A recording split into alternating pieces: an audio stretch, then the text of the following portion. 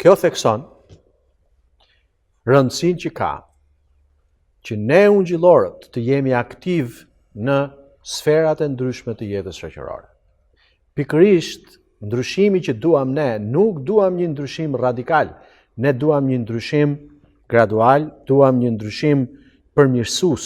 Pra, ungjillorët të krishterët duhet të jenë aktor në ushtrimin e pushtetit të shoqërisë. Domethënë, nëse çdo pushtet është i dhënë nga Perëndia, atëherë si që ka gabim për ne të jemi pjesë e atij pushteti që Perëndia ka thënë. Se kjo është një gabim tjetër që bëjnë të krishterët, duke u rezervuar për të qenë pjesëtar të jetës shoqërore, për shembull, siç është Toni.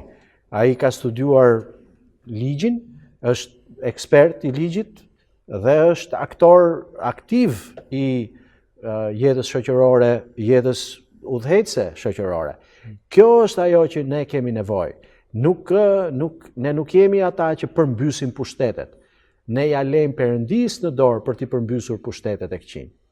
Ne bëjmë të mirën, ne shërbejmë. Më kupton, kjo do ishte hezitim i madh për ne për të përmbysur pushtetet. Revolucioni nuk është gjëja që ne jemi të gatshëm për të marrë pjesë. Jo se ne nuk ja themi çfarë është e keqe, çfarë është qeverisje e gabuar, ne kemi rol profetik, por fuqia është në dorën e Perëndisë. Është ai që nuk e lën pa e zbatuar. Ai do të sjellë mbretërimin e tij në fund. Më kupton? Fundi do të jetë një teokraci, ku do sundoj Perëndia, por kjo nuk është në dorën tonë. Ne nuk ndihmojmë Perëndin për të vendosur pushtetin teokratik.